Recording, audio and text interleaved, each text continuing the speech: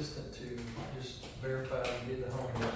So we just kind of flip and show that you did it, and she can mark it down.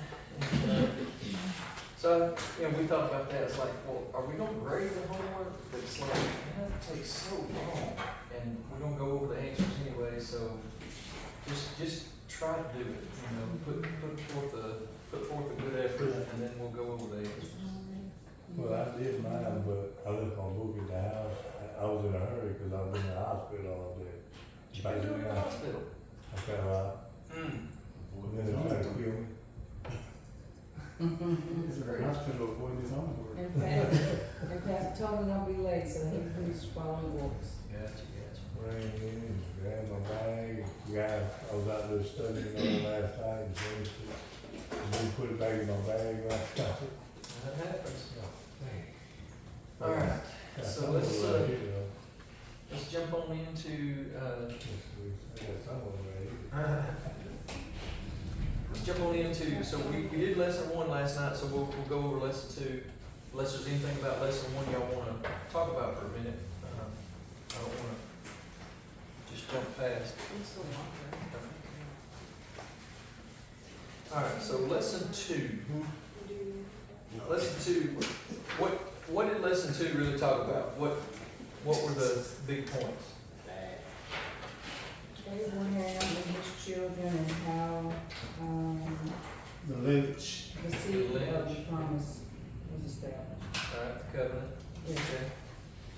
So there is a term that's used for certain people. It's called the patriarchs. Y'all familiar with that term? So patriarchs, they're kind of the founding fathers, the elders of the whatever group, organization, or family. In this case, it's the children of Israel, the Hebrew people. And so we know we're going to learn tonight who the patriarchs are. And so let's jump on into that. So the first thing here, first person we talk about is Abraham. Now, from an Old Testament survey perspective, I mean, why is he important? Well, he's important because he is the one that God came to and spoke to him in the middle of a situation, and he heard him and obeyed. And as a result, we know, in Romans chapter 4, where it's talking about Abraham, how that he heard and he obeyed, and his faith was counted to him as righteousness, because he couldn't be righteous like we know righteousness now, because Jesus hadn't died so that we could have his righteousness. So his faith and his obedience was counted to him for that righteousness until Jesus came. So Abraham, in his obedience, then God did make promises to him. We can read that in Genesis chapter 12, verses 2 and 3. If you have your Bibles, you turn there. But it reads like this. It says, "And I will make of thee a great nation, and I will bless thee, and make your name great. And thou shalt be a blessing. And I will bless them that bless thee, and curse him that curseth thee. And in thee shall all the families of the earth be blessed." So God made a covenant with Abraham or made these promises to Abraham to make him a great nation, to make his people great, and that through his people, everybody on the earth was going to be blessed. I mean, that's some significant promises right there, right? Some good stuff. So the key things about Abraham, I guess maybe we should do that. What do y'all know about Abraham's background? Where did he come from? What was the situation he was coming out of?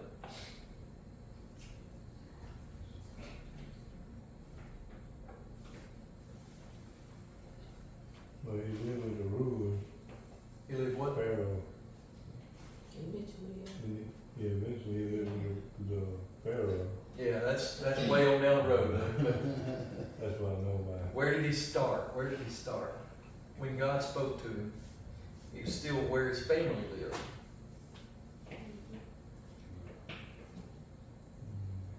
So, yeah, they were pagans, right? They didn't worship God. They didn't know who God was. They worship trees and rocks and water and sun and moon and all these different, they were pagans. And so Abraham was raised to be a pagan. I mean, that was what his father's family did. But somehow, God spoke to him and he heard. So, you know, it just speaks to us, number one, that it doesn't matter how you've been brought up. If you're listening, if you want to hear from God, He will speak to you.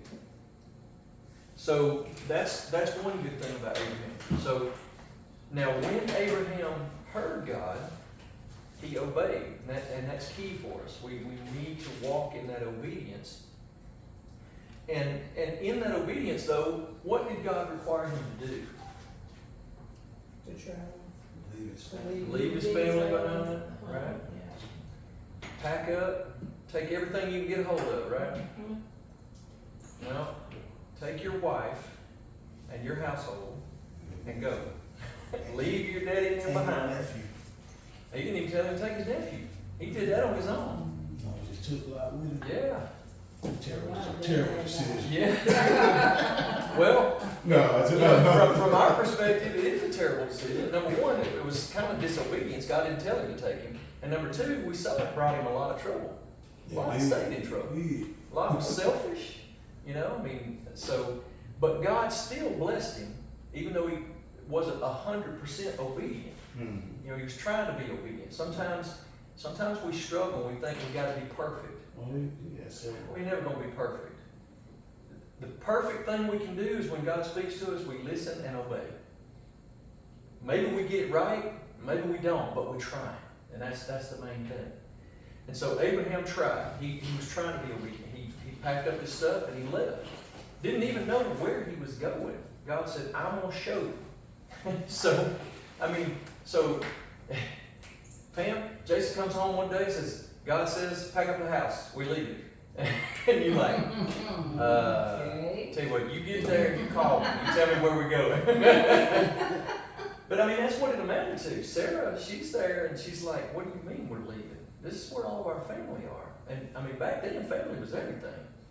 I mean, you know, it wasn't like you had corporate businesses out here. You know, the family was the business.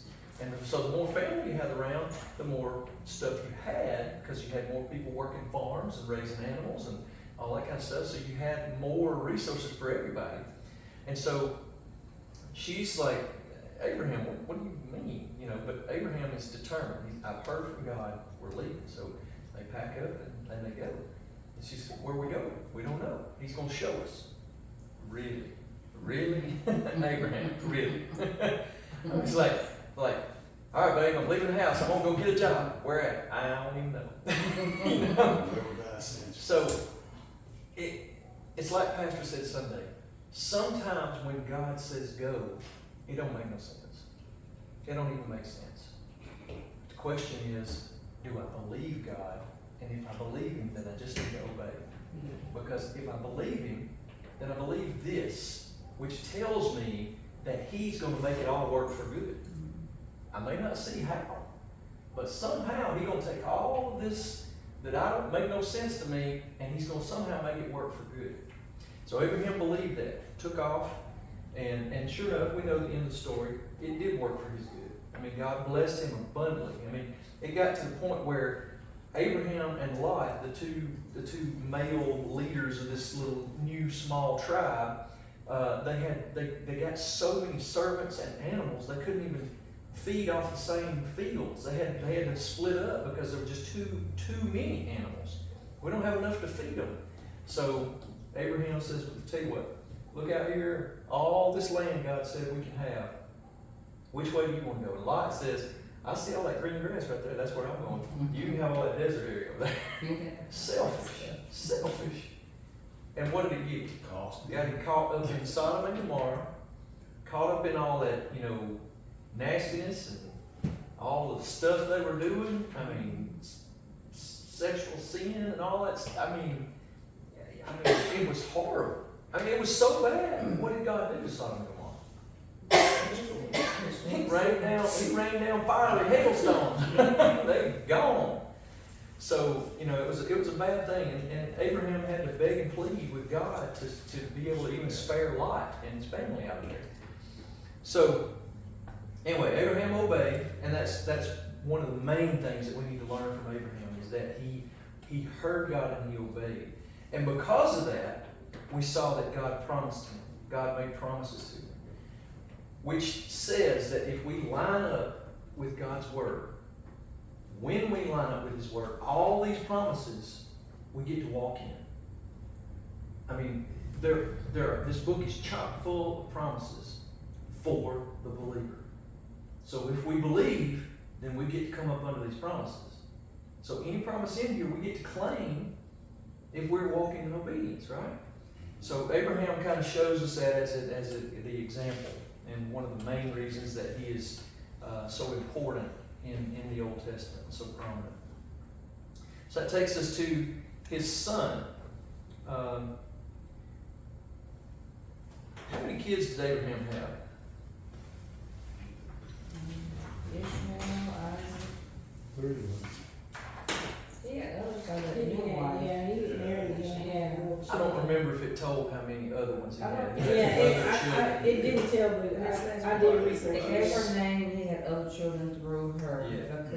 Keturah. Keturah. Hagar, you had Ishmael, and then Sarah was Isaac, and then Keturah, they had 1, 2, 3, 4, 5, 6 more She's children. done the genealogy. I always say that now. Good for you. That's good work.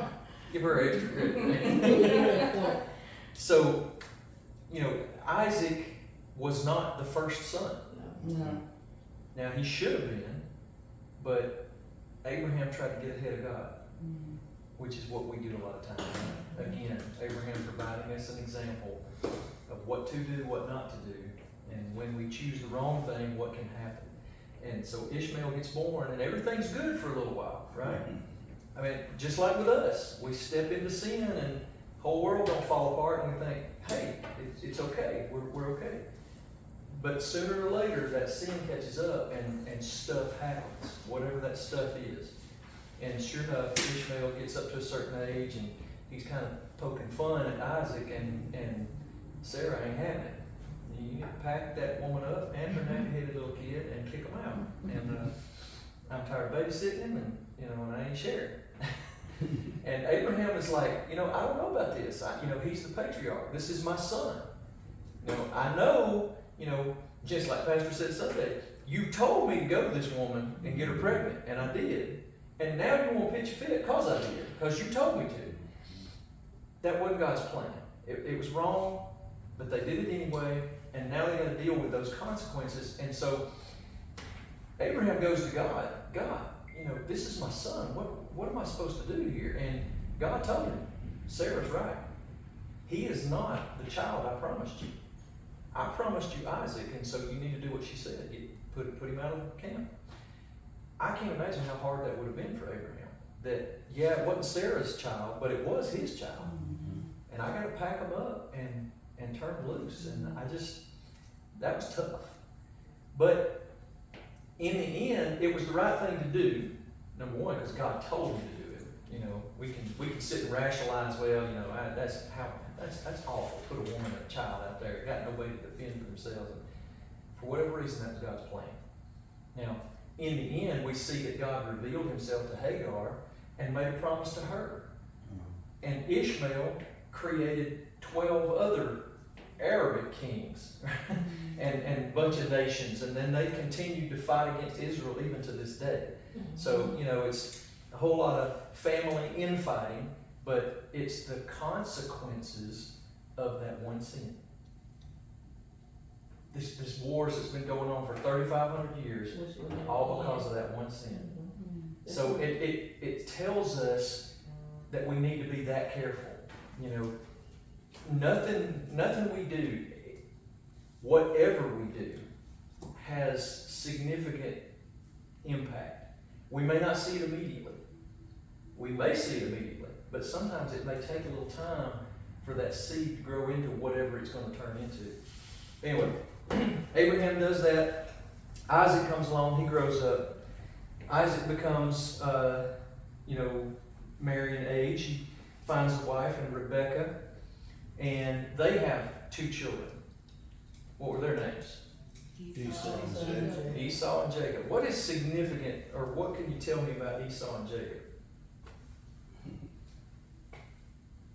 Twins. They What were was that, twins. They were twins? twins. Twins, They okay. were 2, they were fighting in the womb. So they came out at the same time, right? Isaac, older than Isaac like one, Rebecca like the other. And One was hairy, one wasn't. Right? So how can they be twins and be so different, right? I mean, so y'all pointed out some good things. Before we get to those though, I want to point out one other thing. At one point, Stephen brought up, Abraham went down and they lived in Egypt where the Pharaohs were. And while he's going down there, Sarah, the wife that God had given him, was so beautiful. He was a little panicky because, hey, she's nice to look at. These people down here might get the wrong idea and just kill me and just take her.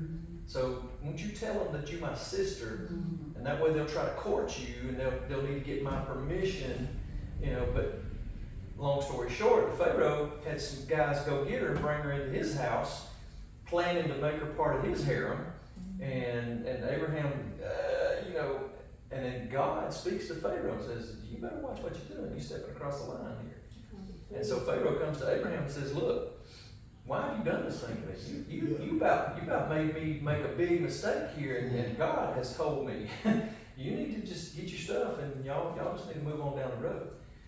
Isaac did the same thing, told the same lie. My wife is so pretty, people are gonna try to kill me to get her, so won't you tell everybody that you're my sister? So it tells us that a lot of times our children will follow and do the very things that we did, right or wrong. So we always want them to follow the right things. Do what I say to do, not what I did. But they're going to follow our example.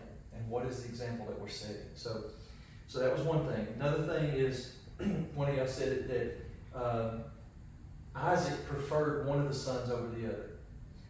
Ultimately, in this culture, there was a blessing of the firstborn. So if you've got 2 sons, everything that Isaac had got put into a pot. The first son gets 2 portions, and the other son only gets 1 portion. So he gets 66%, and the other one only gets 33%. If there's 5 sons, or say 10 sons, that first son's still gonna get double what all the rest of them get. The rest of them get split up what's left. So it was a desirable thing to be the firstborn, to get that firstborn blessing, because you got the double blessing, the double portion. And Isaac preferred Esau over Jacob. Now, part of that probably had to do with the fact that he was hairy. He was probably more manly.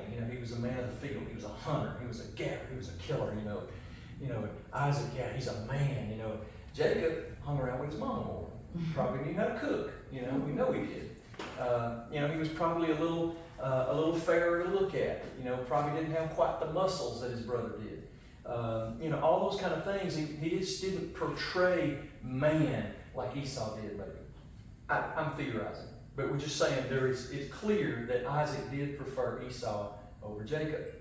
And part of it is probably the fact that he was the first one out.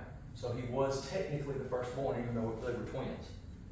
So in the story we read, if you read in the lesson, that Jacob, his name meaning supplanter or deceiver, and his mama sided with him, and really, you have to wonder, did she not plant the idea in his head anyway? Because she liked him over Esau. She wanted her son, her favorite, to get the double blessing. They're twins, He deserves it just as much as his brother does. She can come up with all kind of rationale for why it's okay. Let's just get your daddy to give you the blessing. Well, how are we going to do that? Well, we're going to have to plot and scheme, right? So, this deception, we know that God blessed Jacob down the road. But before he got all the blessing, he went through a lot of crap. A lot of stuff. And so that deception comes with consequences. Jacob himself, we'll find later, was deceived by someone because, you know, he wanted one wife, one sister of this family, and oh yeah, you can have her, and then he got deceived and ended up with the wrong one and had to put in another 7 years to get the one he wanted, you know. So it's kind of that, you know, the seed was planted and now you're reaping that harvest. So as we're moving on here, Rachel sides with Jacob and they come up with a scheme. But now in the meantime, Esau one day is out hunting and he's been out too long and he's tired and you know, and of course, like I hear a lot of ladies say, you know, he comes in, he lays down, oh, I'm so weak, give me a sandwich, you know. So he's tired, he's hungry, his brother's got some little stew going on, and he's like, well, that smells pretty good. Why don't you give me some of that? And he says, well, tell you what, I'll give you some, you sell me your birthright. Let me have the double portion. And Esau thought so much of it, he appreciated it so much that he said, sure. So for a bowl of soup, he gave away his double portion. So a lesson from that we can learn is that the devil will deceive, and he'll offer something that satisfies what we want at the moment, but what we're having to pay for it is way more than what we're getting in return. So he gave up that double portion blessing. He gave up the blessing of the firstborn so we could have an instant moment of pleasure in that bowl of soup to satisfy his hunger. So Jacob now, according, you know, between him and his brother, he now owns that birthright. But now his daddy wasn't involved in the deal. He don't know nothing about it. So now he's still got to get Isaac to actually give the blessing. So they set up the scheme, you know, and they, you know, killed the lamb and they put the fur on his arms, you know. So imagine how hairy Esau was. Good golly.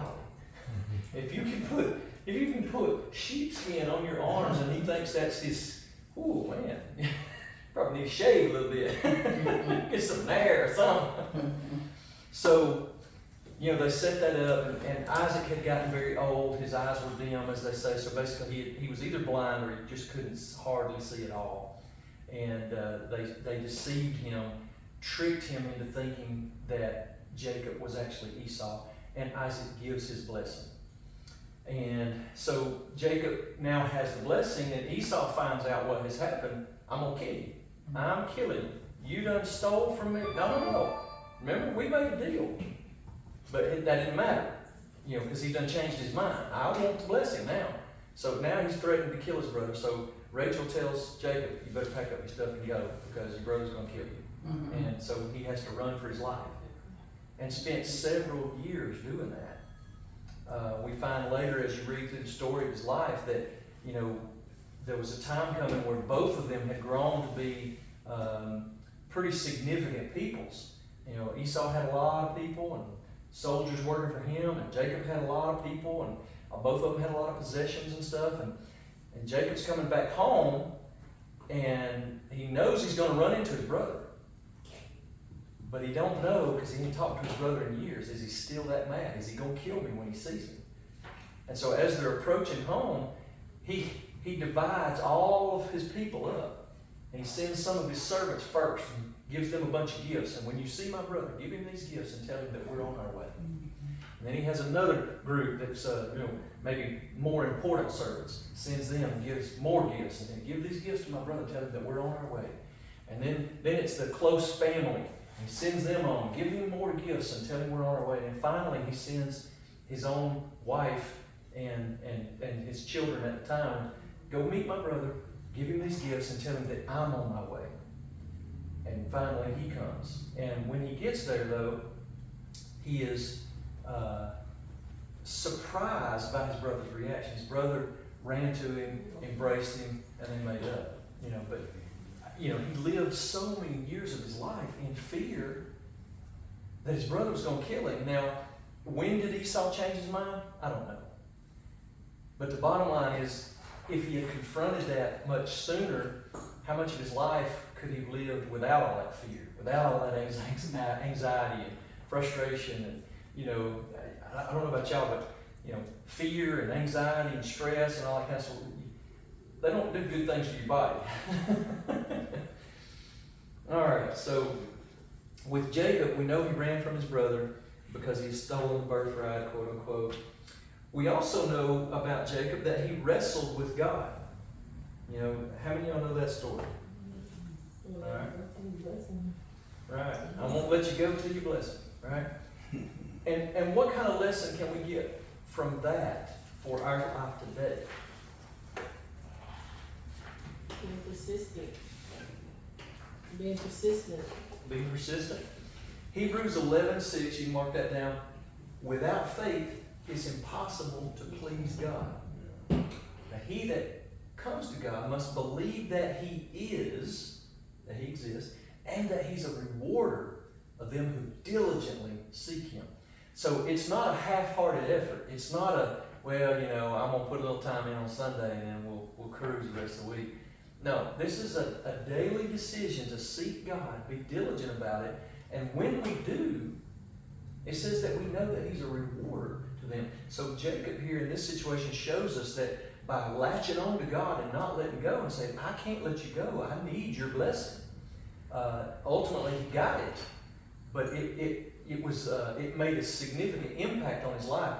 So much so that, it says in the story that he's wrestling with this angel, and the angel says, look, you gotta let me go, the sun's coming up, and he says, I'm not gonna let you go till you bless me. And so he touches his thigh, basically pulls his hip out of socket, and so Jacob ends up walking with a limp the rest of his life, but that was his testimony of, you know why I walk with a limp? Because I wrestled with God and I got a blessing. In spite of the thing that hurt me, I'm still blessed. Amen? Jacob did receive the blessing. We know that God blessed him abundantly. And then, so at the end of this lesson, we move on into Jacob's family. Now, turn your book back, don't look at the names. How many of Jacob's kids can you name? Jacob's kids. Reuben, Joseph, Benjamin, Levi. Naphtali? I'm looking. Son. Judah. Simeon? Simeon, yeah, that was one. Joseph. Not Joseph. She already said Joseph. Joseph. Asher. Asher. I'm looking at the book. Oh, you're looking at the book. You're cheating. You're cheating. There was one named, Denari. no, Dan? Dan. Dan was one. Zebulun, yeah. Ascar. Asher. Oh, Asher, okay. He had 12, right? Huh? Okay, 2. Can't think of the others. Y'all got 10 so far. I think one of you might have said it, but I wasn't sure. Judah Yeah. and Issachar. Yeah. Judah. So, yeah. And then Dinah is the sister. Oh, I was wondering what that meant, okay. I didn't know what that meant, okay. And another thing, in my other research today that I was doing, we talked about the fact that Ishmael came first, but he wasn't the promise. Ishmael had 12 children as well, Right. and so that's the dividing line between the Muslims and the Christians. They believe that Ishmael is the chosen son Mhm. versus Isaac being the chosen Right. son. Yeah. Yep. And so if you didn't know, you would see the similarity, like which way do I go? Because there are 12 and 12, so.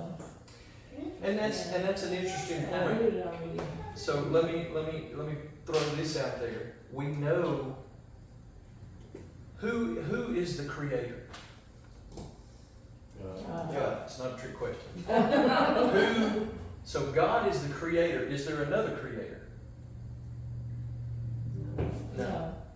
So if there's not another creator, but somebody wanted to take the place of God, Counterfeit. he's a counterfeit, right? He does a lot of things that look a lot like what God did, but it's fake. Mhm.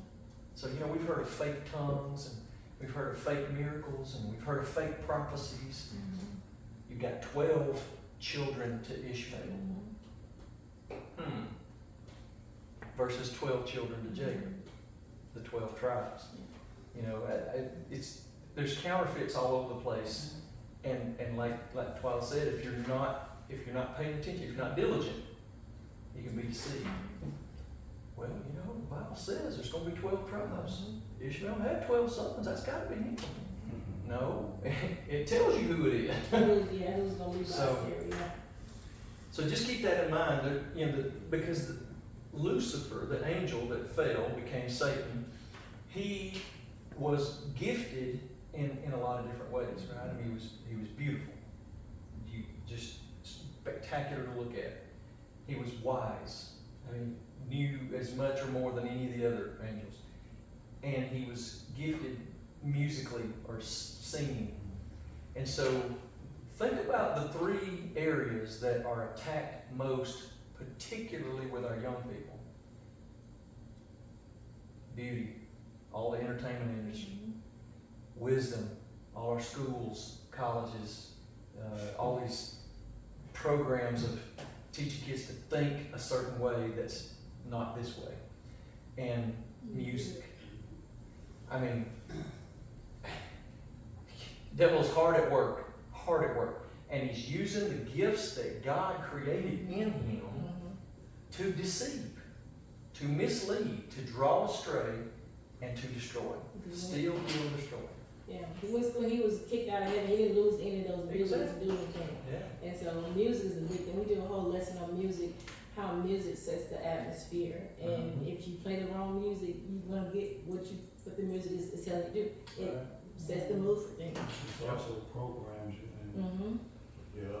There's a I whole agree study. wholeheartedly. Yeah. With the wisdom, like, that's why they, on TV, it's a controlled narrative. Yeah, yeah. They keep playing the same thing over and over and over. You can go from one channel to another. They might say it a little bit differently, but it's all gonna be the Well, same controlled they narrative. did a study on the brain, how a song you learned 30 years ago, if I play the song, then you can rap word for word because how your brain's wired and how music is ingrained in your brain. And if you play it now, you can recite the lyrics word for word. There was an interesting quote that I read by one of the Nazis.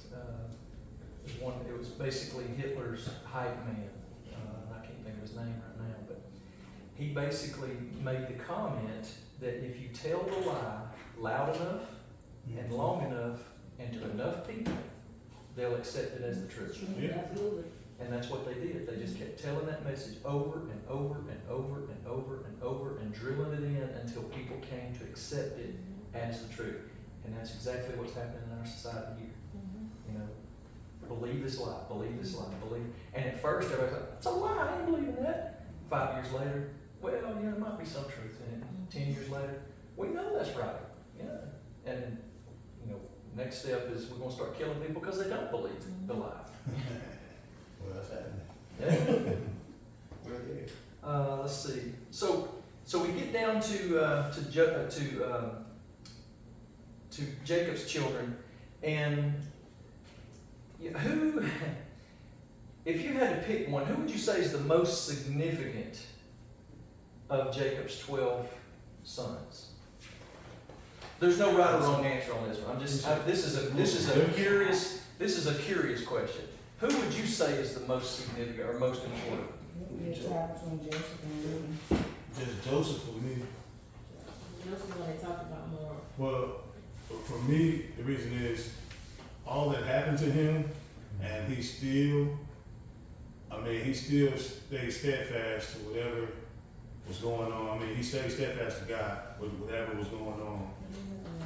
He went through a whole lot, and even to the point of forgiveness for his brothers, and to bring them in, that's tough. Could you do that, right? Yeah. Maybe after I put you through a little misery, then we can forgive you. But anybody else? So Joseph is one. Who? Somebody else mentioned. I would say would be Joseph or Reuben. Right? So why would you pick Reuben? What's your rationale? Yeah, that's right. Because, go ahead. It's yours. My bad. Wasn't that's who the seed promise was through Jacob? So we'll- the seed promise through Isaac was Esau, right? it ended up being through Jacob. Cause he stole it, yeah. And we see where the blessing went. The blessing went to Jacob. Yeah, that's true. So you're going in the right direction, but I don't think Reuben is the right one. Okay. Who does the seed promise come through? What's your name? Judah. Oh, I got my answer wrong, Yeah, I so- need to go over the answers. I got it wrong. We'll go over them here in just a minute. Okay. But yeah, that's a good point. That's something that, to really note in the Old Testament is that tracing where the seed goes, from Abraham to Isaac to Jacob and then through Judah, that ultimately goes all the way down to King David and then down to Jesus, right? Interesting.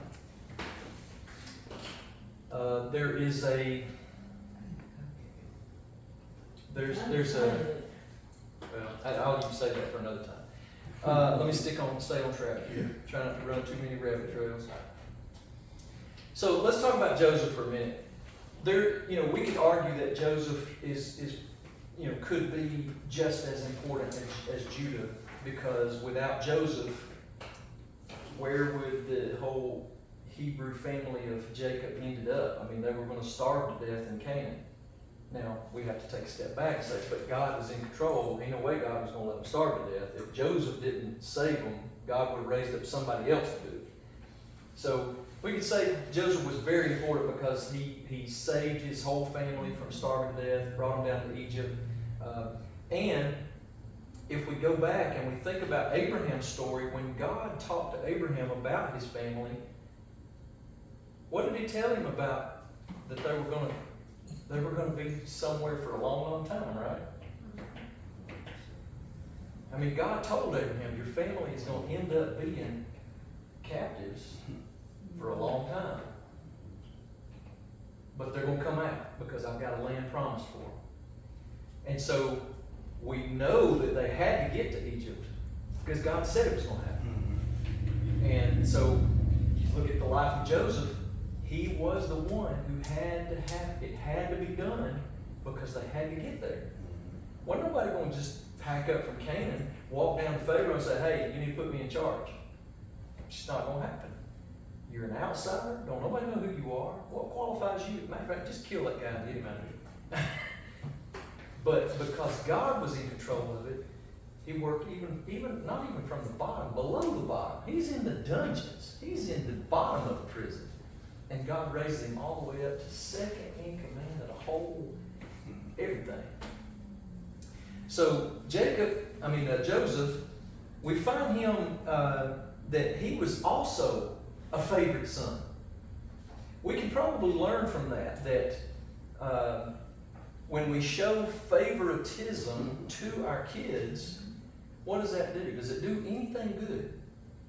I mean, from what we've seen here, it makes them a target, Yes. right? It generates resentment. It generates insecurities and feelings of inadequacy. It can generate hatred.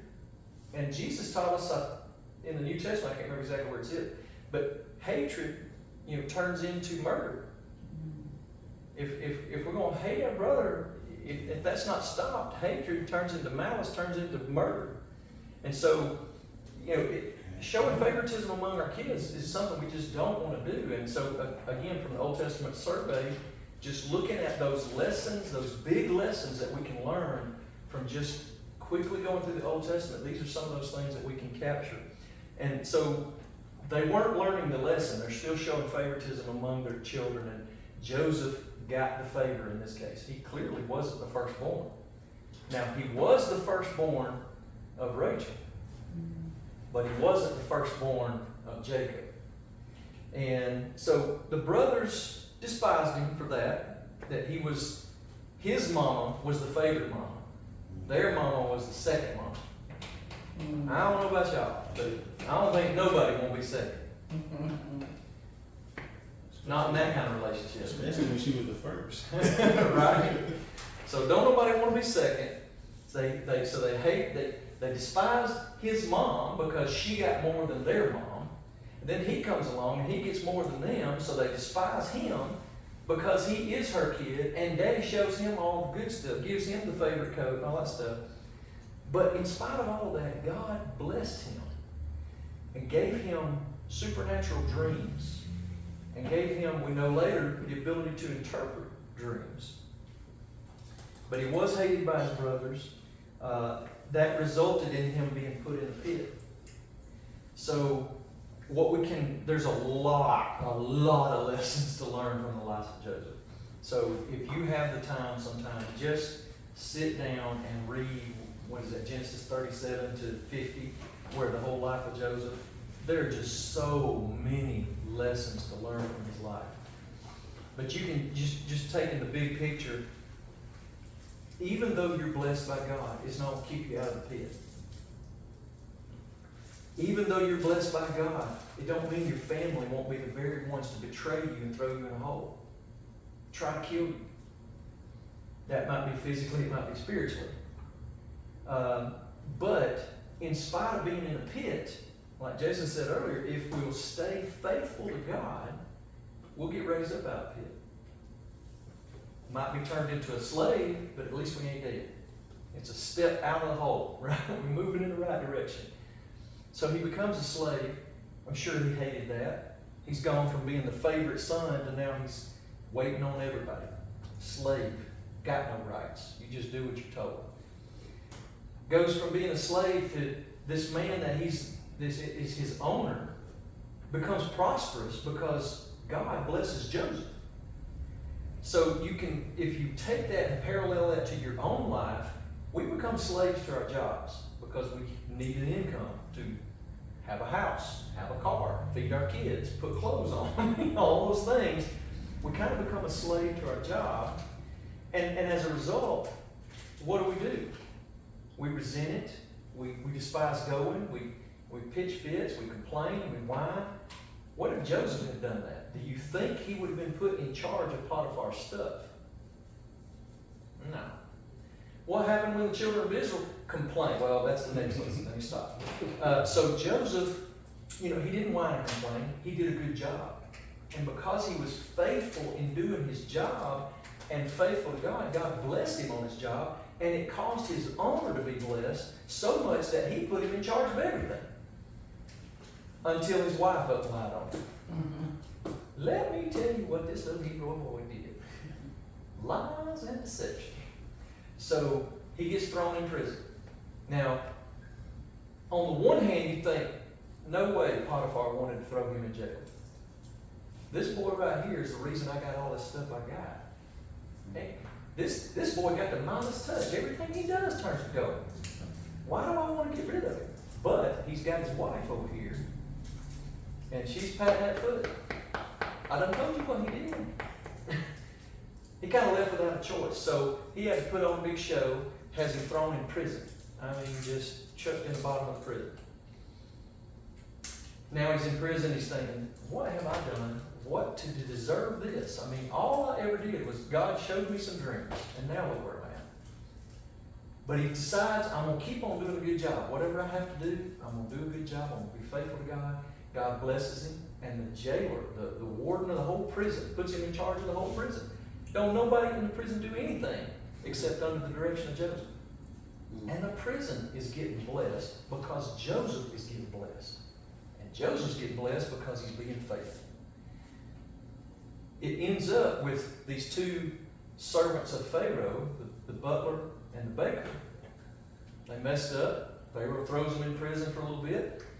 And they had dreams. And Joseph interprets their dreams. There's that blessing again. God had blessed Joseph with an ability to do something that he had nowhere to use it because he's stuck in this prison until God sent him two people to use it on.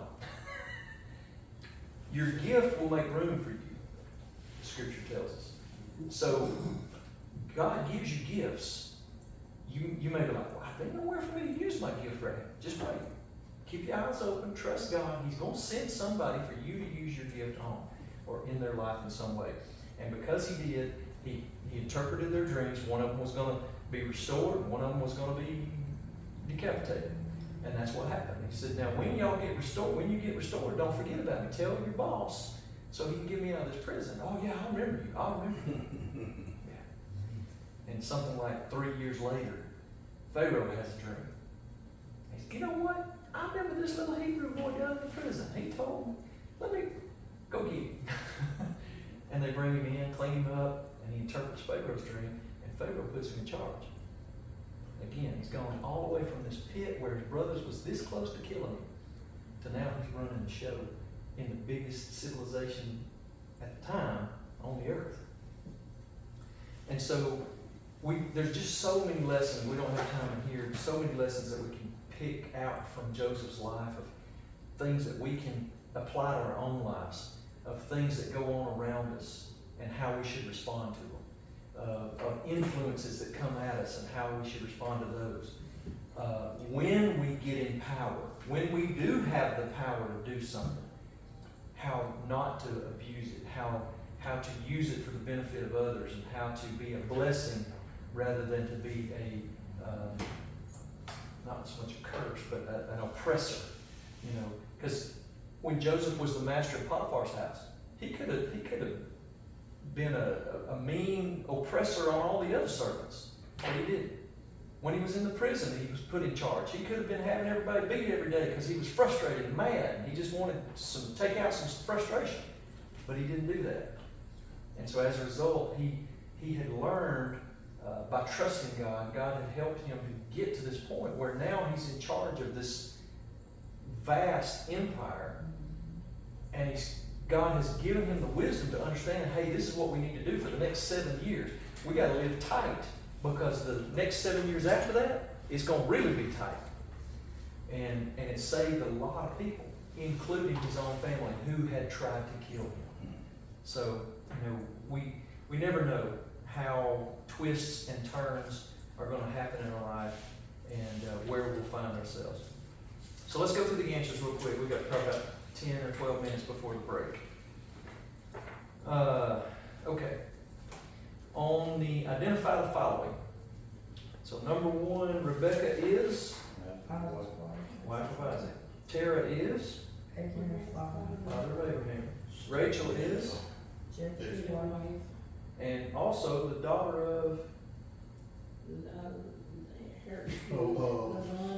Laban. Yeah. Eliezer, A man that Adopted son. son of Moses. Moses to support son, yeah. Son of Moses. So it's both. So it's two different spellings in there. Well, there is an Eleazar that comes later, one of the priests, but Moses had a son named Eleazar.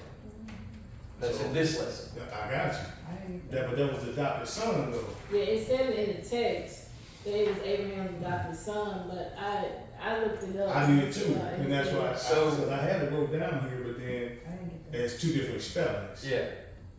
Yeah, no, I know the one you're talking about now. So Abraham was like, I ain't had no kid yet. The only one I got is this servant Eleazar. Yes. Yeah, and that's a different spelling.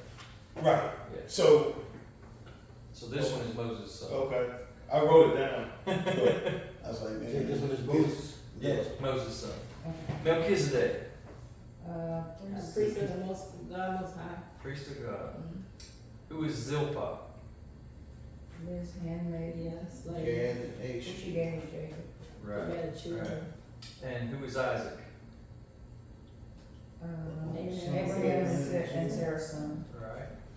And Dinah is? Right. They got What is Sodom? A morally corrupt city that was destroyed. And it was destroyed after he rescued Lot. What's the big story out of that one that, you know, is kind of famous? Don't look back, right? Pillar of Salt, right? There's a little comedian person that Shalisha follows that did a little story on that. That was pretty good. All right, who is Laban? Rebecca's brother and Rachel Rachel and is his his father. father. Rachel and Leah's father, and father-in-law of Jacob. All right, short answers. Name the three promises given to Abraham by God. I will make you a great nation, and you shall all families. And if you shall all families of the earth be blessed. Until your seed will I give the land and the land of Canaan. Right. So the first one, I'll make a great nation, is Genesis 12:2. All the nations of the earth will be blessed through you is in 12:3. And then I will give you the promised land is in 12:7. Number 2, the promises to Abraham were fulfilled through who? Jacob. Jacob. Yes, sir. Isaac's son Jacob, who later became known as Israel. And through which of Jacob's sons was the seed promised to be fulfilled? Judah. Judah. And you can read that in, I think it's Matthew chapter 1, where it gives the genealogy. And you And can, 1 through 16, yeah. and you can read down through there to see where from Judah. It's also mentioned in Genesis 49 too. Yeah, I was just reading that. Number 3. 49 and 10. So Abraham tried to save Sodom because he knew Lot and his family were down there. How many righteous people did he bargain with God to save the city for? And was it 50 now?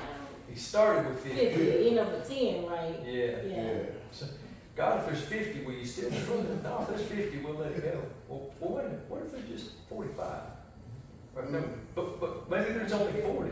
And now it keeps going down until you get down to 10. And God couldn't even find 10 righteous people in that city. What's the answer, 10? 10. Okay. All right.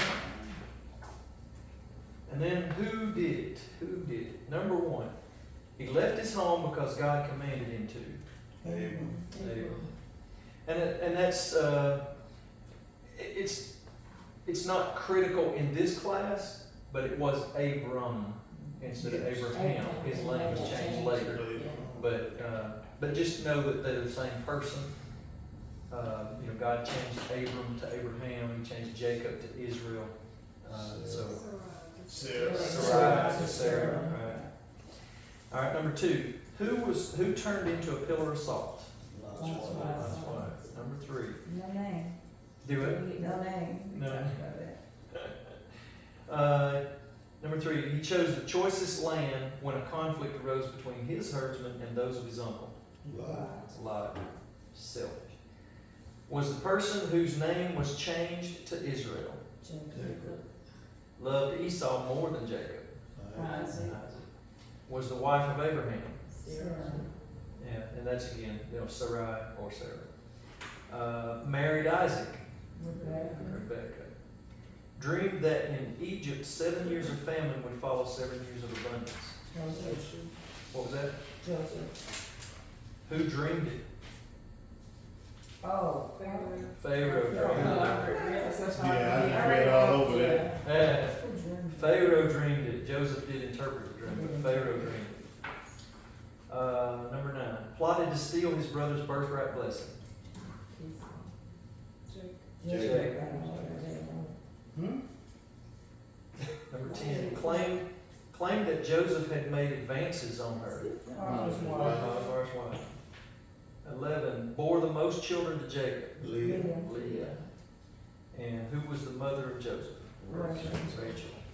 All right. All right, so we're done about 5 minutes ahead of the break. Y'all got anything you want to discuss, or questions, or?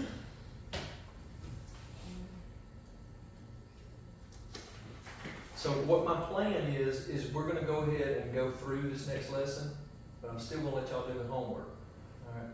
So when we come back after the break, we'll go through this next lesson. And that'll give you a head start on this next week, and then y'all go home, do the homework, then you just got another lesson to go through.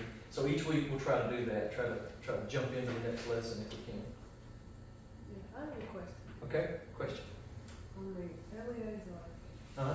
so it's not the adopted name from Damascus? Because we haven't got to know.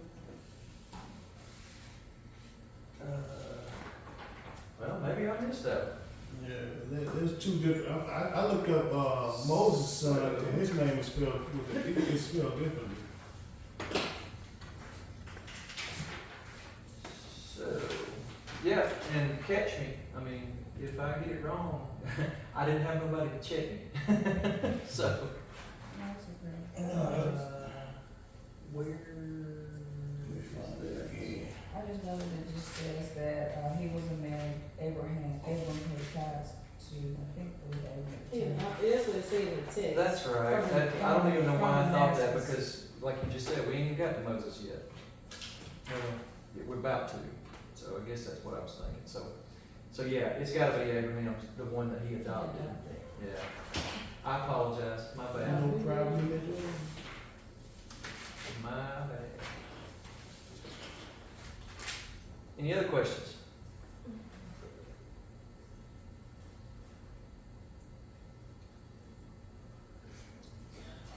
Is this helping you? Y'all get anything out of this? Yes. Good deal.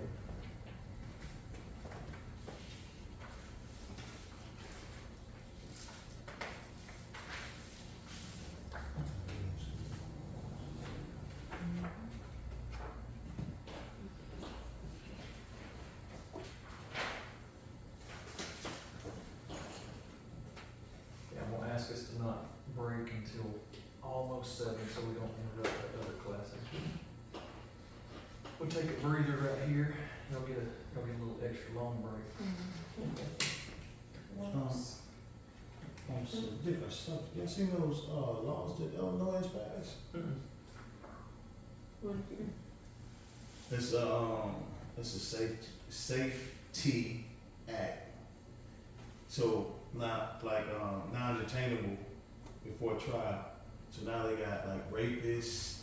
If you harm a public official, let me see, 2nd-degree murder. None of those you can't detain. You can't detain a person if they have any of those acts. Firing into what is this thing? What do you mean you can't detain them? Those Can't are the ones detain who them need to until- be detained. And that's what I said. That's what's crazy about it. On January 1st, look it up. It's a new law coming out. They have there's all kind of stuff in this thing. Yeah. Who would even vote for that? Oh, Who didn't vote to stop that?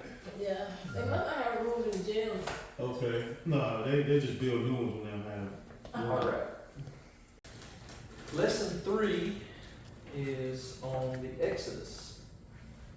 What is the significance of Exodus? What does it even mean? To go out, To go out, or away. to leave, to vacate, to.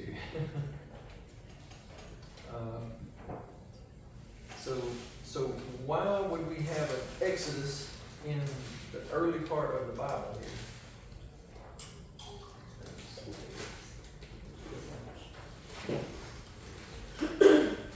Anybody? What's the question? Why would we have an Exodus in the early part of the Bible here?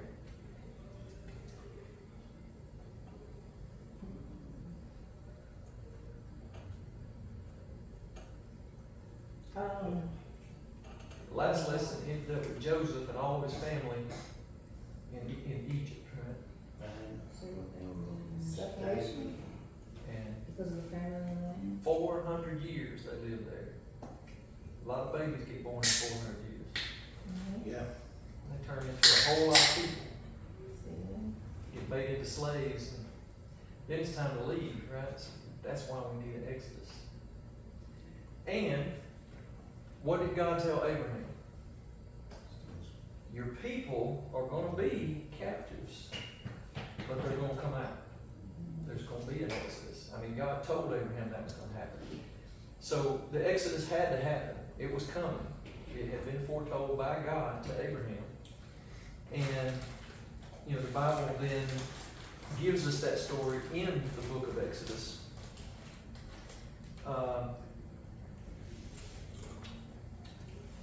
So I jotted myself some notes here of things to kind of bring out. Moses is who we associate the Exodus with, right? I don't know, maybe y'all. Have y'all seen the Exodus, the Ten Commandments movie? Yeah. Well, So yeah, it's been long. I don't think I've seen it since I was a kid, but yeah, I mean, so we know who Moses is, that he parted the waters and he got the Ten Commandments and brought the children of Israel out, and it was an awesome story. What does Moses' name mean? Anybody got your Strong's Concordance on your phone? Unless you got it memorized, you already know. Is it to bring out? Ooh, you awful close. Awful close.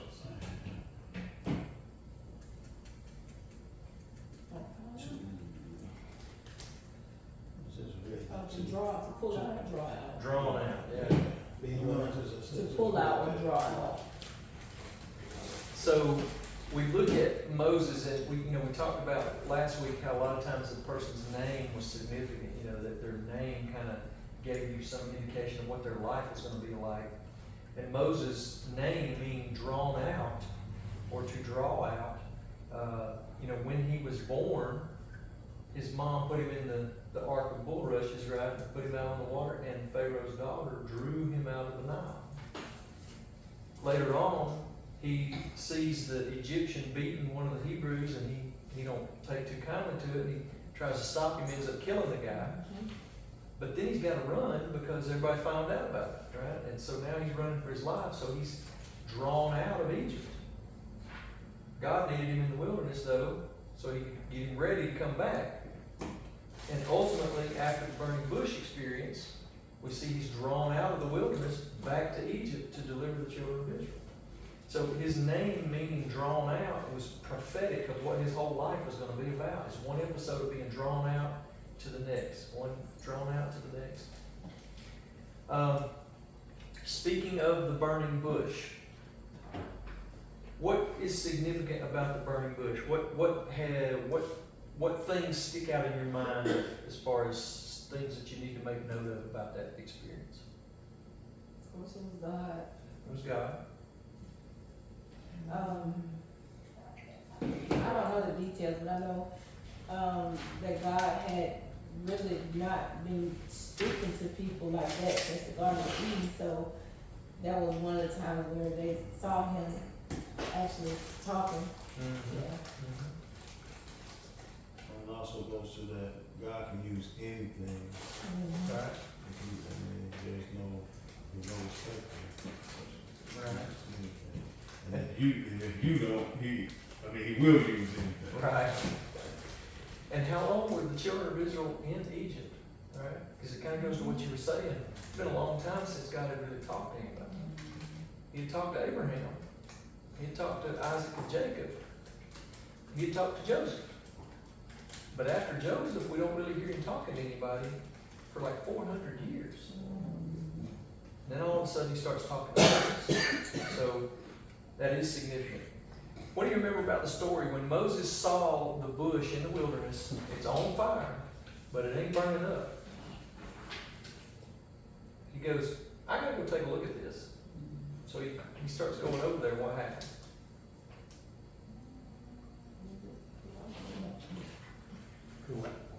What was the question? What happened? You chewed and you couldn't hear. So when Moses saw the burning bush, he said, I gotta see this because it's burning, but it ain't burning up. Anything that burns is gonna burn up. This one's not burning up. I gotta go take a look. So he's walking over there. As he's walking over there, what happened? God told him to take his sandals off. God told him to take his shoes off. Now, for a lot of years, and maybe you too, a lot of years, I just read past that and just said, okay, it's holy ground, like God said, so take your shoes off, out of respect, right? What do y'all make of that? Why would God have you take his shoes off?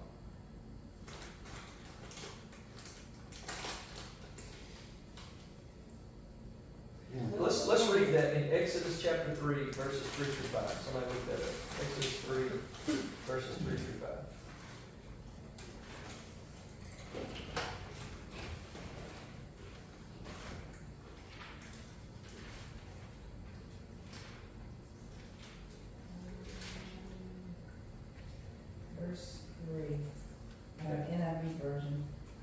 So Moses thought, I will go over and see this strange sight, why the bush does not burn up.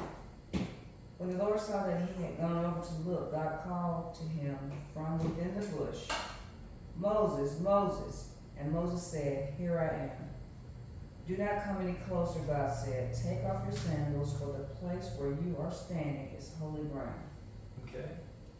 So, you know, some things that we can glean out of that. You know, Moses had his eyes open. He was able to notice this thing that was unusual. I was talking at the men's home last night, you know, and how many people, because God's everywhere, all the time. And he's ready to reveal himself if anybody's looking. But how many people walking up and down the streets, surrounded by God at all the time, and can't find him? Or deny that he even exists? But Moses was willing to see. And so he saw this bush, and he's like, there's something different about this. I need to check this out. I need to pay attention to this. Verse 4, when the Lord saw that he turned aside. So when God sees that he has our attention, it was then he spoke to him. He didn't speak to him before that. He said, Psst, Moses, look over here. He waited for Moses to see what God had put in front of him. Once he saw it and it got his attention, then he says, Moses, let me tell you something. And then what did he tell him? As he drew nigh, he said, take off your shoes from off your feet, for the place where you stand is holy ground. So, for years, and growing up in the church, I always just took it just for face value, that it's holy ground, take your shoes off because it's holy, you don't want to defile it, you want to be respectful, that kind of thing. But I think it goes beyond that. Somebody look up Ephesians chapter 6. Ephesians chapter 6, go to verse 13, and we'll start there.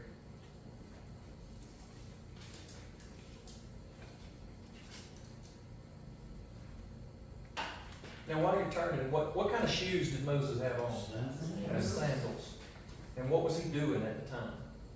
Shepherd? He was shepherding. What was his name? I just went blank. Midian. In the land of Midian, where Moses, he'd met his wife, married one of the daughters of this guy, and they were shepherds. So he started tending sheep. He became from a prince, now he's a shepherd. So he had shepherd shoes on, right? So Ephesians chapter 6, beginning at verse 13, somebody read from 13 down to 18. Wherefore, Very common, very familiar scripture. Go ahead. wherefore take unto you the whole armor of God, as in it's King James, Yeah. that you may be able to withstand in the evil days, and having done all to stand therefore, having your loins girt about with truth, and having on the breastplate of righteousness. 15, and your feet shod with the preparation of the gospel of peace. Above all, taking the shield of faith, wherewith ye shall be able to quench all the fiery darts of the wicked. 17, and take the help. Oh, you want to read? Go ahead. Oh, go ahead. No, you good. Oh, and take the helmet of salvation and the sword of the Spirit, which is the word of God, praying always with all prayer and supplication in the Spirit, and watching thereunto with all perseverance and supplication for all saints. Okay, so we know that's the spiritual armor, right? Very familiar scripture. Right in the middle of that, it was, I don't remember if you said it's 15 or 16. What did it say? Is there armor for your feet? Feet shod with the preparation of the gospel. Shod with the preparation of the gospel of peace. I think there's a key word there. Preparation. We know what the gospel is, right? And it is a gospel of peace. Jesus was all about that. But preparation, having your feet shod with the what is shod? Do we know what shod is? Well, just look it up. Do it. I was like, covered. Covered. We shod horses. Like when you put shoes on a horse, it's called shod. Mm-hmm. So it's putting some protection on the feet. You know, right now my feet are shod with kind of tennis shoe, dress shoe things. Business casual shoes, I call them. So the preparation, having your feet, to be prepared with spiritual armor, when you come to your feet, you prepare them or you armor them with the preparation of the gospel of peace. What does it mean to have preparation? What's the root word of that? What would we say? Prepare. What does it mean to prepare? Be ready. Be ready. Shield yourself. Be ready. Train. Shield yourself. Guard yourself.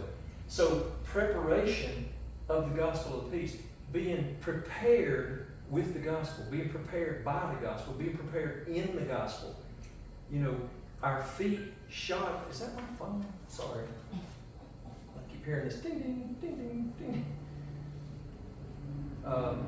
Having your feet prepared with that preparation of the gospel. And so, going back to Moses at the burning bush, he had on shepherd shoes. Why? Because he was prepared to be a shepherd. But now God had another mission for him. Something that was way more than a few sheep. And so he told him to do what? Take off your shoes. You've been prepared to do this, but I've got another job for you. Take that preparation off. I have another preparation for you. When you're going running, what kind of shoes you put on? You go to work, you put on work shoes. You go to church, you put on your church shoes. I mean, whatever we're doing, we put on the shoes that prepare us to go do what we're doing. And just like that spiritual armor, our feet need to be prepared with the gospel of peace. That's why Pastor's been harping so much on everything we do is tied to the gospel. It's all about changing the community, getting people in the presence of God so that they can be saved, healed, and delivered. And so Moses had to take his shoes off. We'll find later that Joshua was also told to take your shoes off. This is holy ground. What was Joshua prepared to do? He was a slave. He had been prepared to be a slave all his life. He grew up a slave. Until Moses was gone and they had come out of Egypt, now he's got to lead all these people. He needed a different preparation. And so sometimes God may have us take our shoes off because we've been prepared for something else. We've been preparing what we think we need to prepare for. But God's got something else for us to do. So keep your eyes and ears open. When God says take your shoes off, He's preparing you for something else. Yeah. So talking to someone at work about this story, we kind of talked about that, and I guess going on what you said, my spin on it is, God had Moses take his shoes off because of all the reasons you mentioned, but also because he had to take off what he could do with his own power before he could walk into what God was going to do. True. Being a shepherd was something he did. Right. I know he probably had God's help, but I mean, it was his Oh, yeah. ability, but. He could stand there and say, I know how to shepherd sheep. Right. I know how to do that. He couldn't stand there and say, I know how to go into the Pharaoh and get him to let go of 2 million people so that I can lead them out in the desert and figure out how to feed them and water them and get them safely to the promised land. Yeah, I know how to do this. I don't think so. Do you have a comment? Well, I did, and it's quite different from the interpretation that y'all just talked Doesn't mean it's not about. valid. Well, no, I'm thinking when God, this was towards the beginning of time, so God was setting precedents in place, things in place, and so my take on take your shoes off, and he talked about the ground being holy. Even a lesson to us today, sometimes we go to God and we know better. Sometimes we present ourselves to God and we're unclean and we know we're unclean. There's the difference in somebody who's unclean and they're trying to get help, but sometimes we know better than to step before God on holy ground or in His presence, and we know we're not right. And so I think God was also setting the precedent, saying this is for real deal. You're speaking to God. Everybody ain't talking to God. I'm God, and you're gonna step to me with your shoes on. Right. Yeah, so Well, that's- and that's good because before I got to this preparation thing, I was kind of right there. to me, it was the separation. So the shoes separated him from what God had created, right? The shoes were man-made. Ground was created by God, you know. And so he said, take your shoes off. I don't want anything between you and me. And just like you said, that uncleanness, you know, that separation. And that's the beauty of the Word of God, how it transcends generations. And even though that was in this time, but here it is, we're correlating the New Testament to this right here. Right now, yeah. Right. And that's the thing. A lot of people they despise the Old Testament. It's old. It's boring. It's dry. It's, you know, and it's so hard to read. And it's like, well, you're not reading it then, because if you'll get in there and read it and pick up these stories, there's some cool stuff in here. Yes, it is. And there's a lot of lessons that you can apply to your life as an individual, as a church. I mean, there's just a lot of stuff there. So, good stuff. Let's see, where did we get here?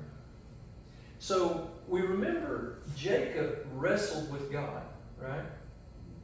Now, his wrestling was a physical wrestling, right? Because he got his hip knocked out of place. Moses also wrestled with God. And it's probably a wrestling that we're more familiar with. His was a verbal wrestling, right? I mean, he trying to convince God that he wasn't able to do what God was telling him to do. Have you ever done that? But God, now, come on, you know me, I can't do that. I ain't prepared, I don't know how to do it. Take your shoes off. Let him prepare you. Amen. So Moses finally gives in. God's convinced him that you're going to have to go. It's not a choice. You're going to do this. You know, sometimes we have to help our children come to that conclusion that it doesn't matter if you don't want to do it. You're going to do it. And when you start doing it, you'll get to want to. But right now, you're just going to have to trust me that you're going to do it, because I'm telling you, you're going to do it. And sometimes I think God has to do us that way. We're not ready. We don't feel ready. We don't feel prepared. We don't feel like we know enough. I was telling the guys last night, your faith should have nothing to do with your feelings. Nothing. Because how are you feeling today? You having a good day? You trust in God, right? Woo, it's a good day. But then tomorrow you have one of them sucky days, and you're like, your faith is down here. Like, God don't even listen to me no more. You know, am I even saved? You know, I mean, and so if your faith is based on how you're feeling, your faith gonna be all over the place. And like I said in James chapter 1, when you come to God and you're seeking God, don't come wavering. Don't be up and down, up and down. Make a decision. You either believe that God is and He's the rewarder of them who seek Him, or you don't believe it. You don't be up and down all over the place, because faith is not a feeling. Faith is a decision, right? So when you make that decision, it's just like, you know, when a couple gets married, it's supposed to be that decision that we want to be together forever, right? It's a decision. It's not I feel like I want to be married today, but if I don't feel like it tomorrow, we're going to split up. No, it's a decision that regardless of how I feel, I'm making the decision today and we're going to stay together. And so faith in God is that same thing, where we make that decision that this Bible is true, that God is the God that this Bible talks about, and He's able to do what He said He would do. Not only able, but He's willing and currently doing what He said He was going to do. So I want to get into that. I want to be a part of that. So I'm going to make the decision that regardless of what my circumstances look like, because my circumstances will jerk my feelings around. If I got good circumstances, yeah, I'm going to be up. If I got bad circumstances, I'm going to be down. But it shouldn't change my faith. My faith is the decision that I made before the circumstance ever came. I made the decision. I'm going to trust God. You know, like Paul on the ship. They're trying to take him to Rome as a prisoner. There's 276 people on this boat. Storm comes. They ain't seen daylight for 3 whole days. And the soldiers are like, look, we just need to kill these prisoners because the boat's going to crash and some of them are going to get away. And if we survive and we ain't got the prisoners, they're going to kill us in place of the prisoners. So let's just kill them. And Paul says, oh, wait. I spoke to God and He said, we're going to be okay. But we got to stay on the boat. And they're like, what? And he said, I believe God. Scripture says, Paul said, I believe God that he told me, stay on the boat, we'll be okay. Sure enough, the boat crashes, falls all to pieces, but every single one of them made it to shore. Just like Paul said, because he trusted God in spite of the circumstances. They weren't good circumstances. Matter of fact, even after they get saved, Paul still gets bit by a viper and should have died. But God did that because he knew Paul could handle it, and he knew those people needed to meet God. And he was able to get glory through Paul by performing a miracle in him when he should have died and he didn't. Oh, long story short. Okay, get back to it. So Moses finally agrees to go for God. Goes back to Egypt. Gets down there and tells, let my people go. Pharaoh says, I ain't doing it. He says, well, you made your choice. You made your bed. You're going to sleep in it. God's going to send plagues. Starts the plagues. And we see them listed there on page 14. You know, the water turned to blood, and frogs and lice, and all that stuff. And he goes through these 9 plagues. Now, each time Pharaoh would change his mind. Oh, you know what? You're right. Man, this is just too much. If you'll get God to quit it, I'll let him go. And so Moses goes, okay, God, he said we'd let him go if he'd quit. So if God turns it off, he says, you know what? I changed my mind. Y'all ain't going. All right. Here come another plague. Sometimes in our life, I think we go through that same thing. That God puts pressure on us because he wants us to do something different than we're doing, or start doing something we hadn't been doing, or whatever it is. And when we keep on resisting, then some kind of plague, I'm not saying frogs and lice and water and blood, but something comes in our life to create the pressure that God wants to allow to get us to change that direction. So unfortunately for Pharaoh, he kept resisting so long that how many plagues were there? 10 plagues. What's the significance of the number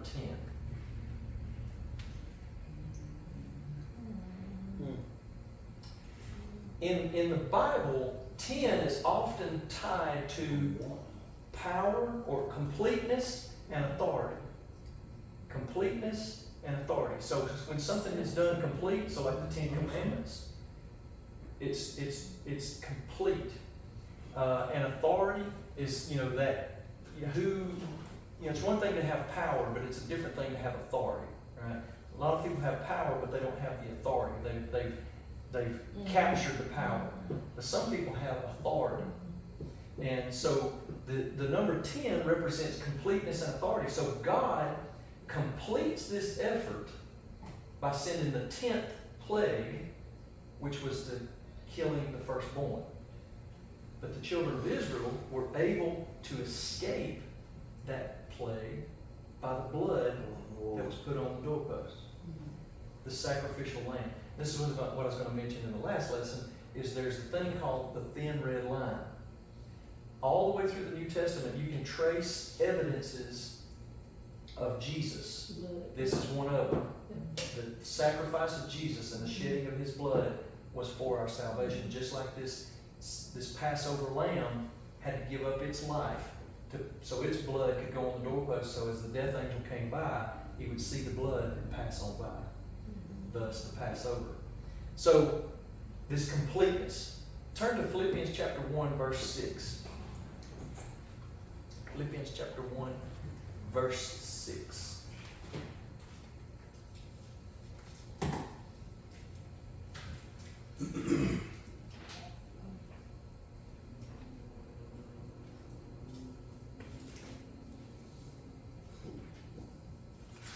Somebody read that. Philippians 1, 6.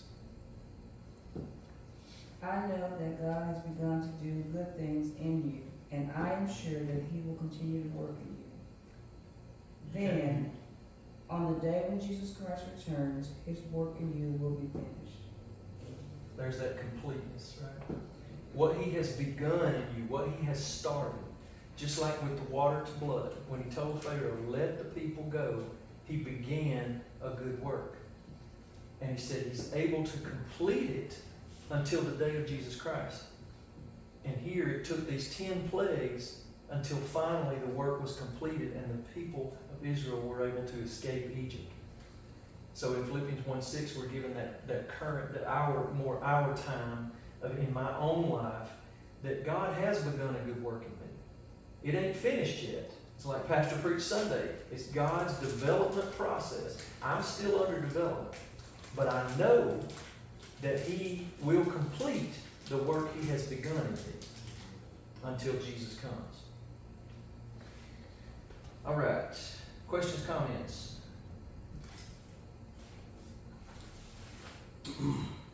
Here's an interesting thing. How many people left Egypt with Moses when he led the Exodus out? Over 600,000. Over 600,000, right? So 600,000 men. Yeah. So how many of them men had a wife, right? And how many of those couples had children? Most of the time they didn't just have one, right? They would have a few.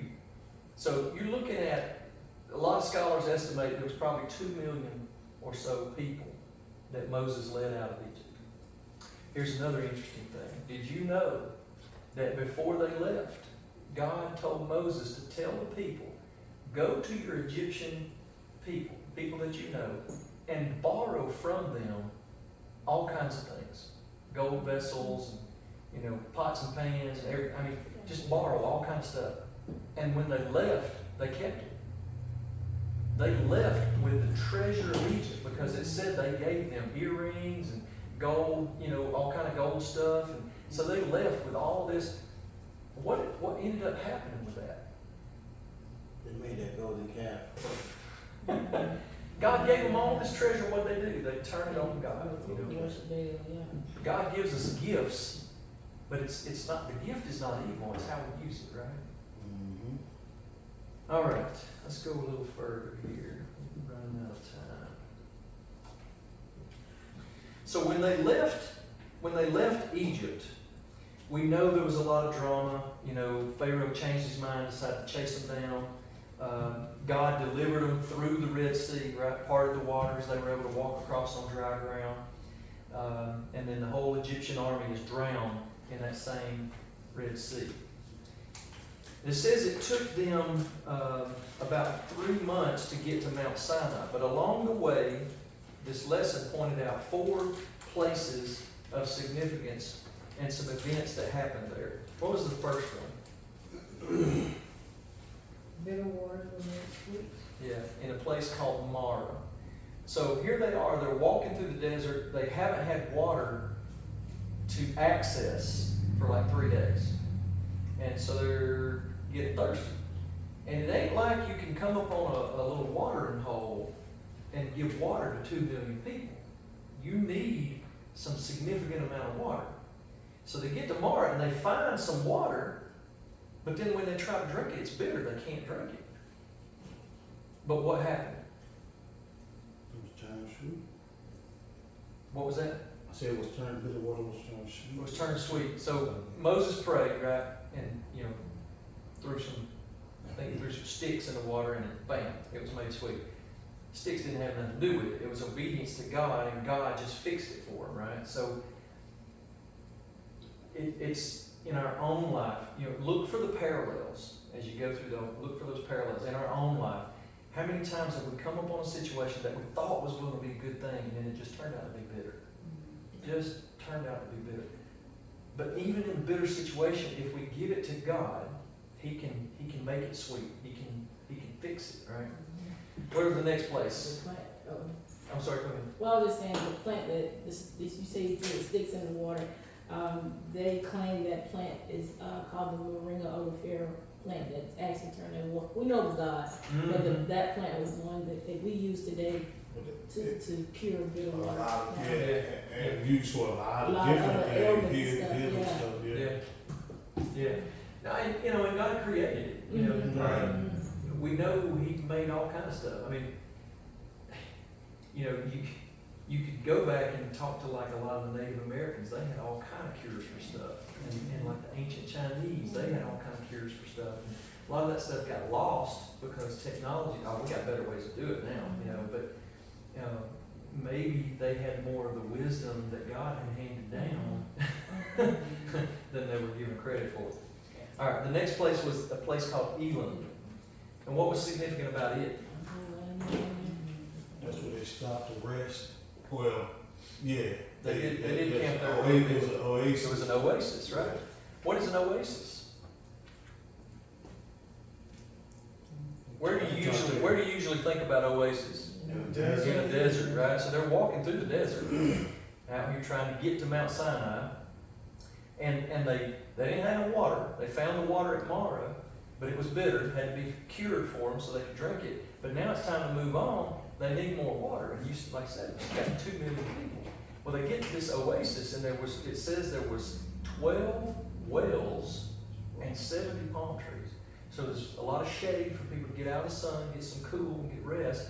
And there was also plenty of water. There was wells. Who in the world sat out there in the middle of the desert and dug 12 wells? Who did that? Somebody had to dig them, but God had them dug because He was going to bring His people by them, and they needed an oasis. In your own life, know that He is Jehovah Jireh. He knows when you're going to need an oasis, and He's got one prepared. You just got to keep going till you get to it, right? Next place was a place called the Wilderness of Sin. And this is where we remember they were complaining they didn't have enough food to eat and all this kind of stuff. So God rained manna out of heaven, and He had the quail fly in the evening, and they could just pick them up off the ground. And so, they had plenty of food to eat, didn't even have to work for it. Right? That's almost back to the Garden of Eden. And then the last place that it mentioned is Rephidim. And from there, and I've actually read a couple of articles where they think they found where this rock is. Out in the middle of the desert, this rock just has a lot of what looks like erosion over it. It's like this had to be caused by water. And if you think about how much water, you couldn't just have like a water fountain like at the park where it's just like this little squirt of water coming out and you're going to feed 2 million people. It had to be some water coming out. And it was coming out for a little while because there was a lot of people that they theorized that that's where that happened. Is it the same rock? Who knows? And it really doesn't matter. It's just interesting to talk about. But God had Moses to strike this rock, and from that rock, water started gushing out, and it was enough to feed these 2 million people. Questions or comments?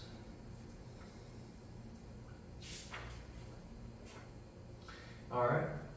So once they finally get to Mount Sinai, God had brought them out of Egypt because, well, let me ask you, why did God bring these particular people out of Egypt? Think back to who these people are. They're the chosen people. Why are they the chosen people?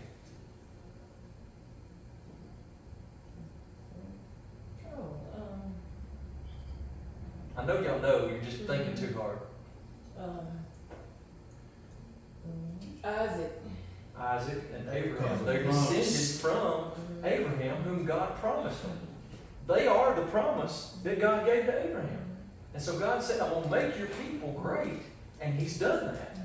And He said, I'm going to give your people a promised land. So now He's bringing them out so He can put them in the promised land that He promised. And so God goes in and He brings them out. And He's brought them to Mount Sinai. And He wanted that same relationship with them that He had with Abraham, right? He wanted to be able to talk with them. He wanted them to hear Him and obey when He spoke, to live a life of faith so that they could live in righteousness just like Abraham did. And so they get out here to Mount Sinai, and God is about to reveal Himself to them. Now I want to share this, and I shared this with the men's home last night. How do we experience this world? Everything that we've learned, how did you learn it? I know that's kind of a teacher question. That's very open-ended though. No, you're thinking too hard. You're thinking too hard. Very simple. Experience? With what? Through experience? But how do we experience things? More simple. With your senses. We got 5 senses, right? That's how we experience everything around us. What are they? See, Sight, taste, smell, Here. hear, right? So we got these five senses, and with those, we experience the world around us. Now, we take that, and that happens, like right now, we are in a place at a certain time. Your whole life is all about time and space, time and space. Time spent in a space. You spent 2 hours here in this space. Everything is time and space, and we experience this world with our senses. But God is not in time and space. Oh, I got a good video. Go ahead. So God's outside of time and space. How can we experience Him? We can only experience Him just like here at Mount Sinai when He chooses to reveal Himself to show us, just like He did with Abraham, take Isaac up on the hill and kill him. And Abraham obeyed. I'm sure he didn't want to, but he did. And because of his obedience, God had a ram caught in a thicket, told him, don't kill your son. I've already provided another sacrifice. And He revealed to Abraham in that moment, in that circumstance, in that time and space, God revealed that He is Jehovah Jireh. And so Abraham was able to live the rest of his life knowing, I know Jehovah Jireh. He didn't know everything there is to know about God because he couldn't. But he did know he knew Jehovah Jireh. And so in our own lives, everything we experience, everything in our life is a situation. Situation is time and space. Time and space. Your situation right now is your time and space. But God's not in time and space. He's outside of it. So what we have to do is believe that He exists. Just like Hebrews 11:6. Believe that He exists and He rewards those who seek Him. So even in my time and space, regardless of my circumstances, if I will listen, God will reveal Himself as Jehovah Jireh, as Jehovah Rapha, as Jehovah Nisi, as Jehovah Sidniku, as Jehovah Shalom, Jehovah Rohi, all those Jehovah names. Everything that God is for you, He will reveal to you in your situations. You wanted to say something? Go ahead. Oh, no. You mentioned God being outside of time and space. I watched the video. I went to watch it in, or listen to it in, but it talked about, they were asking, how do you know God is real? Where did He come from? Mm-hmm. And the guy just explained, like, he doesn't exist in our time and our space. And we've got to watch it. Listen to it at the very end, last 2 minutes of this. All right. Yeah. So God brings them to Sinai, and obviously they can't see God, they can't hear God, technically. They can't taste God or touch God or feel God or smell God. So they can't experience Him with their five senses. You say, well, wait a minute, I experience God all the time. No, what you experience is the evidence of God. Somebody says, well, when the leaves blow in the trees, and it makes me know that God is here. That's not God. That's evidence that God is, right? So we say we know God, but we can only know God to the level that we allow Him to reveal Himself to us. Those evidences are good, but they're not God. That's why you see people running around different churches. They're looking for the miracle. Where's the miracle happening? Where's the miracle? The miracle's just the evidence that God was there. It's not God. So when you're chasing the move of God, you're just chasing evidence. What you need to do is chase God, and when you find God, then you get the evidence, right? So children of Israel get to Sinai. I'm trying to rush. And God starts to speak to them, and He tells them that what He wants. He wants this relationship with them so that they can ultimately be there. In 19:4-6, He says, you've seen what I did to the Egyptians, how I bore you up on eagle's wings. I brought you to myself. Now, therefore, if you will indeed obey my voice and keep my covenant, then you'll be a special treasure to me above all people. For all the earth is mine, and you will be to me a kingdom of priests and a holy nation. So that's what He wanted. And you turn the page and it says, and Israel agreed to the covenant. Yes, sir, we on board. We all good with that. But then Moses goes up on the mountain. And because he's gone a little bit too long, They go crazy. they lose their mind. Teacher steps out of the room for a minute too long. Spitballs everywhere. Yep. And so they start melting all that gold down. They convince Aaron to form this golden calf, and they start having this orgy worship out in the middle. All of them naked, running around, some kind of pagan worship. What in the world is going on? You imagine Moses coming down. He's been in the presence of God for like 40 days. He comes down with these tablets where God himself has written on these stones to explain how he wants this relationship to work. And you down here butt naked, running around acting like fools, and throws the tablet. I mean, you can imagine the frustration that Moses had to feel. It probably wasn't a good reaction, but that's how it happened. Ultimately, people died because of this disobedience and this disrespect to God. But it shows us that we have to be diligent. We have to always be diligent, because the moment we let our guard down, we build up golden calves, right? We know better. That's not what we want, but that's what we end up doing. All right, go ahead. Okay, oh, no. Go ahead, no, you go ahead. Oh. That's pretty much it. That brings us to to where he is building the relationship, giving the law, and so as you go through this lesson, the questions are going to ask you things that we didn't really talk about, some of them, but you can read in there, answer all the questions, and we'll go over those next week. Oh, I did have a comment. Even today, I watched another video. There's a calf that they built, mechanical bull that they built, and people are actually worshiping. It's like in the old times. It's not golden, but it's the calf that they're worshiping right Ain't now. worshiping golden. Yeah.